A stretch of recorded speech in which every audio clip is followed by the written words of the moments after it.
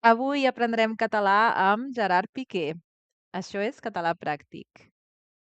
Jo crec que la gent no estimaria el futbol. És a dir, si no hi hagués la rivalitat que hi ha entre el Barça i el Madrid, no seria el mateix. És a dir, té que haver aquesta rivalitat.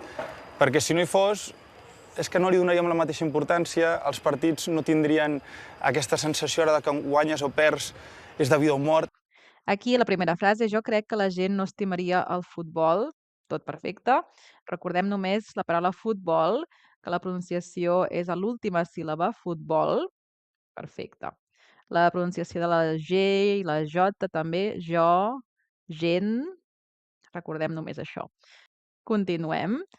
És a dir, si no hi hagués la rivalitat que hi ha entre el Barça i el Madrid, no seria el mateix. Tot perfecte també, no hi ha res a comentar pel que fa a errors possibles. Aquí Gerard Piqué utilitza el verb haver-hi en dues formes diferents, hi hagués, que és en subjuntiu perfet, i el hi ha en present. Hi hagués, hi ha, és el verb haver-hi, i després al final no seria el mateix. Pot ser que sentim a vegades això de manera incorrecta, no seria lo mateix, però aquí Gerard Piqué ho diu perfectament, no seria el mateix. És a dir, hi té que haver aquesta rivalitat. Aquí sí que he marcat en vermell un error. Hi té que haver, tenir que és incorrecte en català, és un castellanisme del tener que. En català és haver de, per tant direm hi ha d'haver aquesta rivalitat. Hi ha d'haver. No diem tenir que, sinó haver de. Per tant, hi ha d'haver aquesta rivalitat. Perquè si no hi fos, és que no li donaríem la mateixa importància. Aquí també he marcat en verd perquè està perfectament utilitzat i gramaticalment correcte. Hi fos seria ser-hi, ser-hi, existir. Hi fos, això és forma de passat de subjuntiu. Tot perfecte, hi fos. Els partits no tindrien aquesta sensació ara de com guanyes o perds és de vida o mort. Aquí simplement comentarem que la frase està construïda una mica de manera estranya. És una manera de parlar una mica espontània i no seria correcta exactament tal com la diu la frase. Potser diríem, els partits no tindrien aquesta sensació que és de vida o mort si guanyes o perds. Perquè em dono compte que quan estic massa en tots aquests embolics, esportivament fa 2 anys i pico que crec que estic rendint a un gran nivell, però sembla que el Gerard Piqué només és notícia per l'altre. Perquè em dono compte que quan estic massa en tots aquests embolics, aquí he marcat en vermell, em dono compte, perquè això és una traducció literal del castellà, és un castellanisme, donar-se compte és una traducció literal del castellà i és incorrecte en català. En català diem m'adono, és el verb adonar-se, m'adono. Perquè m'adono que quan estic massa en tots aquests embolics. Aquest és un castellanisme molt habitual. Esportivament fa 2 anys i pico que crec que estic rendint a un gran nivell. I pico també és una traducció del castellà i pico. En català tenim i escaig, o també podem construir la frase una mica diferent i dir esportivament fa més de 2 anys que crec que estic rendint a un gran nivell. Podem dir 2 anys i escaig o més de 2 anys. Però sembla que el Gerard Piqué només és notícia per lo altre. Aquí he marcat l'article davant del nom propi, el Gerard Piqué, com a recordatori que en català sempre tenim l'article davant dels noms propis de persona. El Gerard, la Maria.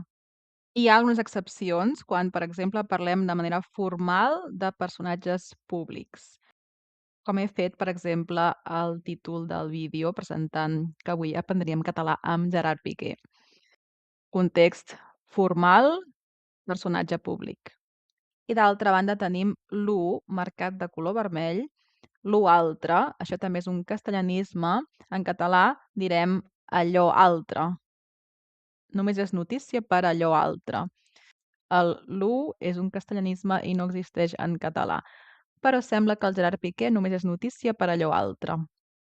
També podem canviar una mica la frase i dir per aquell altre tema, per l'altre tema. El Barça guanyarà sempre? No, no guanyarà sempre. No hi ha cap equip a la història de cap esport que hagi guanyat sempre. Hi haurà un dia que deixarem de guanyar una altra vegada. Què passarà? Doncs que haurem d'intentar aguantar per tornar a agafar una altra època guanyadora. El Barça guanyarà sempre? No, no guanyarà sempre.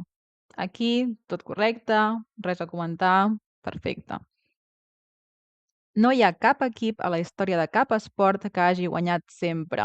Aquí simplement he marcat cap, ho repeteix 2 vegades perquè diu cap equip, cap esport. Aquesta paraula, cap, sabem que en català té molts usos, molts significats.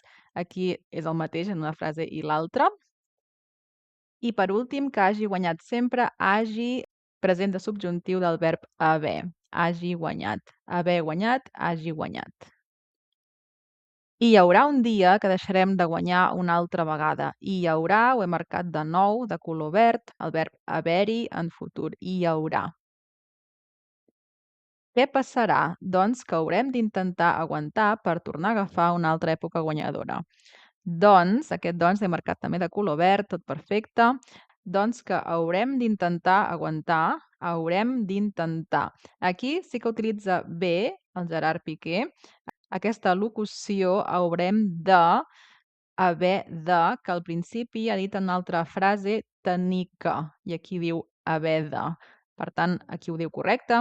No fa el castellanisme, sinó que utilitza correctament, perfectament, aquest verb haver de. Haurem d'intentar, està en futur, haver de.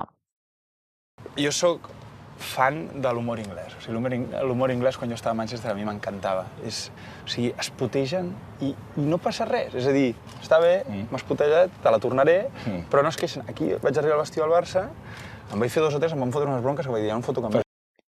Jo sóc fan de l'humor anglès, o sigui, l'humor anglès, quan jo estava a Manchester, a mi m'encantava. Aquí he marcat anglès 2 vegades, en català és anglès, anglès amb A, anglès seria també un castellanisme, anglès. Quan jo estava a Manchester, a mi m'encantava. El verb estar, quan és de lloc, és el verb ser, en català.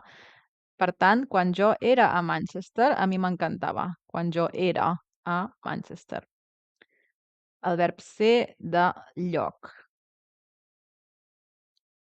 O sigui, es putegen i no passa res. És a dir, està bé, m'has putejat, te la tornaré, però no es queixen. Això és el que diu el Gerard Piqué aquí. O sigui, es putegen i no passa res. Després torna a dir, m'has putejat. Aquesta paraula l'he marcat en cursiva, simplement perquè és una paraula que s'utilitzaria només en contextos, doncs, informals. Aquí vaig arribar al vestidor del Barça, en vaig fer 2 o 3, em van fotre unes bronques que vaig dir ja no em foto cap més. Molt bé, aquí he marcat en vaig fer 2 o 3, aquest en verd, perquè està perfectament utilitzat. En vaig fer 2 o 3 és un pronom feble, fa referència a alguna cosa que hem dit abans.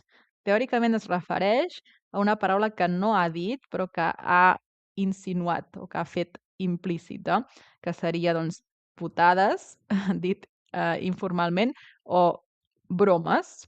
I aquestes bromes, doncs, aquí no les diem, no les repetim, no torna a dir la paraula.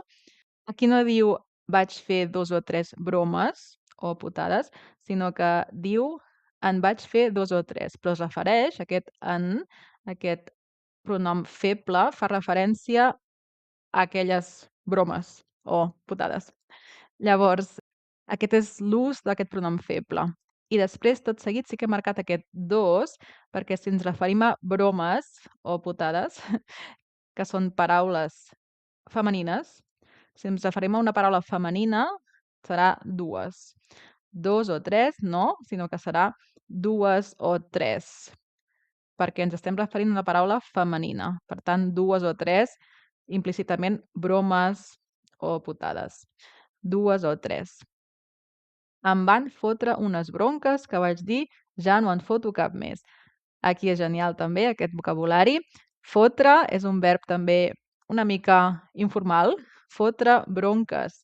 Em van fotre unes bronques que vaig dir ja no em foto cap més. Aquí aquest en foto, aquest foto, ve de la paraula fotre també, del verb fotre. Ja no en foto cap més. I aquest en, igual que abans, també aquest en es refereix a bronques en aquest cas. Realment voldria dir ja no foto cap més bronca, però no repeteix la paraula bronca, llavors necessitem aquest pronom feble, ja no en foto cap més. Genial aquesta part també, molt interessant. Fotre, foto, aquest pronom en. Si teniu algun dubte, m'escriu als comentaris, sisplau. Un partit important d'aquests que tens l'estadi ple, jo em torno boig. Un partit important d'aquests que tens l'estadi ple, jo em torno boig. Aquí també la formació de la frase potser no és del tot perfecta, però és el que té a vegades la parla informal o la parla espontània. Jo em torno boig, he marcat simplement la paraula boig per la pronunciació. Boig. Boig.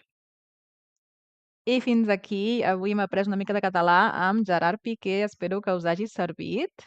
Espero els vostres comentaris. Això és Català Pràctic.